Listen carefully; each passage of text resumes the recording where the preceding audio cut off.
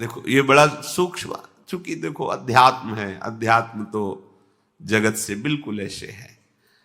कोई बड़े भाग्यशाली जन होते हैं जो सुनना चाहते हैं, उनसे भी बड़े भाग्यशाली जन होते हैं जो चलना चाहते हैं, उनसे भी बड़े भाग्यशाली जन जो चल रहे हैं, उनसे भी बड़े भाग्यशाली हैं जो महत्व रखकर चलते हुए उसका अनुभव कर रहे हैं।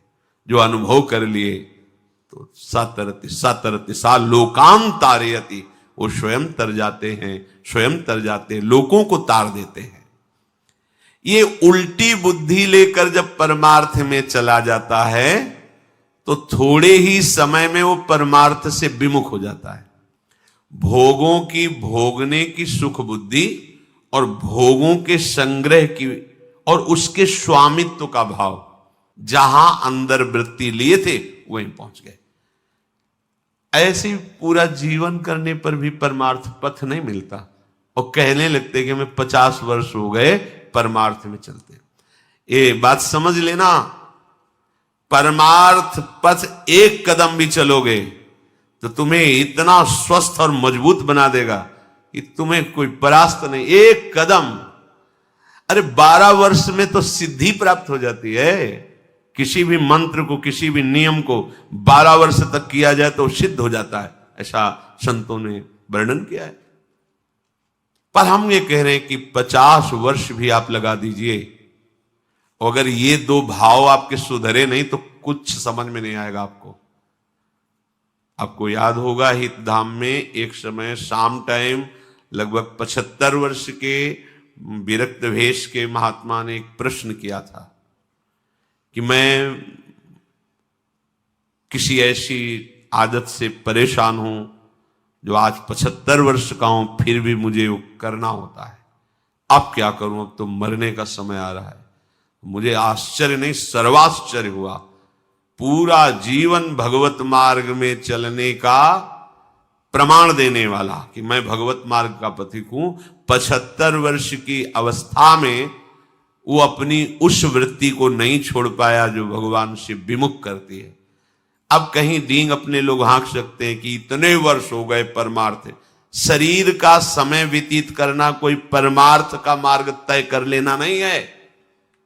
विवेक के द्वारा भोगों का त्याग करके निरंतर परमात्म चिंतन, ये परमार्थ का मार्ग है। आप चल के इस पे देखो कैसा अनुभव। लोग समय व्यतीत करते हैं भोग चिंतन, भोग स्वामित्व में जी का है। वाणी से ही नहीं, हृदय से दासत्व होना चाहिए, स्वामित्व केवल प्रभु के चरण, अपनापन केवल प्रभु। बस बहुत मुश्किल बात है, ये समझ गए तो बेड़ा पार हो गया। हम बार बार आपको कहते हैं कि साधना से भगवान को खरीदा नहीं जा सकता। अपनेपन से रीझते, इनके स्वभाव को जान लीजिए। बस उमा राम स्वभाव जी जाना ताई भजन तज भावला, बस इनसे थोड़ा सा अपनापन हो जाए, मतलब इनकी बात होने पर, इनकी याद आने पर ऐसा लगे जैसे कोई मेरा प्यार प्राण प्यारा मित्र बहुत दिन से मिला न हो और उसकी याद आ रही हो, या जो भी भाव आप रखते हैं वो ऐसा एक बार, जो मानो अपनी माँ है, बहुत वर्षों से नहीं मिले, उसकी याद आ रही, अब हृदय विकल हो रहा है। ऐसा कुछ जैसे अपना लाडला पुत्र है, अमेरिका में पढ़ रहा है, एक ही पुत्र है, बहुत दिन से बात नहीं, उस माँ का हृदय कैसा होता है, क्या करूं, कैसे उड़, पंख होते तो उड़कर जाती, उनसे मिल ले। जैसे पतिव्रता पत्नी अपने पति के किसी भी भाव से हमारा प्रभु के प्रति थोड़ा तो ऐसा हो जाए कि उनके लिए हमारे हृदय में कुछ होने लगे। पर विषयों के लिए होता है, प्रभु के लिए नहीं होता। ये क्यों नहीं होता?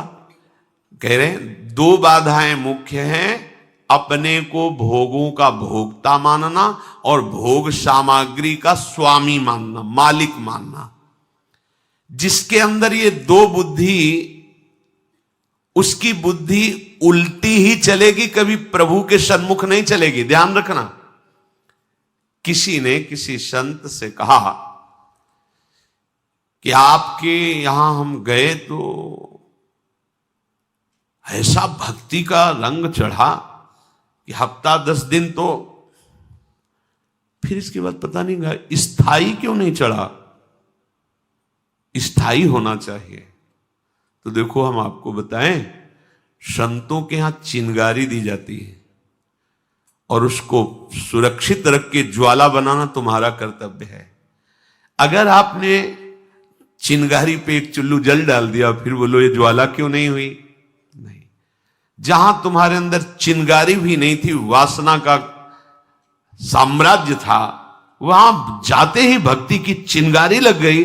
अब तुम्हारा कर्तव्य है कि उस चिंगारी को ज्वाला रूप बनाना, नाम का जप, नाम का कीर्तन, लीला का गायन, प्रभु के भक्तों के चरित्रों का गायन, सुख देने की भावना से जीव जंतु पशु पक्षी सबकी सेवा की भाव। अभी देखो भक्ति रंग ले आएगी।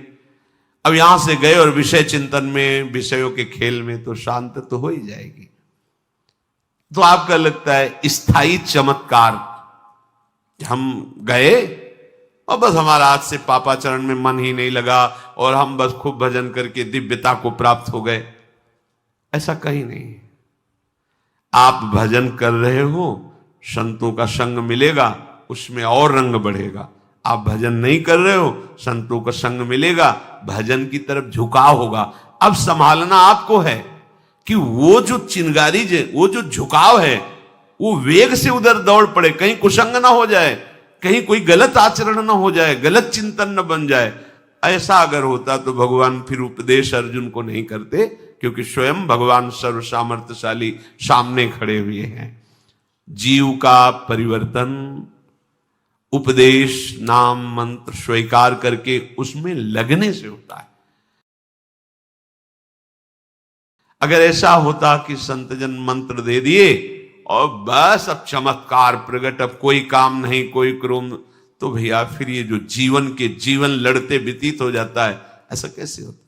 बड़े बड़े सिद्ध महापुरुषों के चरणों का आश्रय लेने वाले बड़ी बड़ी लड़ाई जीते हैं, काम क्रोध लोभ मोह मद मत्सर, उन्हीं की कृपा से, उन्हीं के दिए हुए नाम मंत्र से, पर लड़ना पड़ा है। अब आप सोचो, जो आपके अंदर वेग आए वैसे भोग लिए और फिर भक्ति ज्वाला रंग लावे, ये सब बकवास है, ये सब व्यर्थ का चिंतन है। सो परत्र दुख पावई, सिर धुन धुन पछताए, काल ही कर्म ईश्वर ही मिथ्या दोष लगाए। उपासक जब तक कुसंग का त्यागी नहीं बनेगा, तब तक उसके हृदय में सत्संग की जो चिंगारी वो बुझ जाएगी, बुझती रहेगी। बोले हमको तो 10 साल हो गए सत्संग करते, पर पाई भर फर्क नहीं पड़ा। 10 साल सत्संग और 1 मिनट के लिए भी वृत्ति सत्संग की नहीं आई, कारण कुसंग। एक दिनचर्या बना ली, सत्संग सुने और वो भी दिनचर्या बना ली पापाचरण की, खान पान गलत, चिंतन गलत, व्यवहार गलत, आचरण गलत, नहीं आएगा रंग भाई। औषधि तभी रंग लाती जब परहेज सही हो। संगम न कुरिया दशताम शिष्णोदर त्रिपाम क्वचित, तस्यानुगस्त मस्यंधे पतंत्यंधानुगांधवत।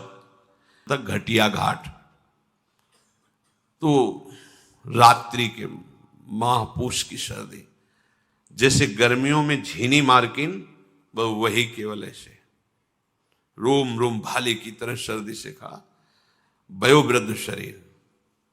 तो एक झोपड़ी में 5-6 संत भगवान ऐसे वो बैठे, बस नाम मंत्र चला, पूरा शरीर कांप रहा है, हृदय में बहुत जलन हुई, तुम्हारा तो जवान शरीर है,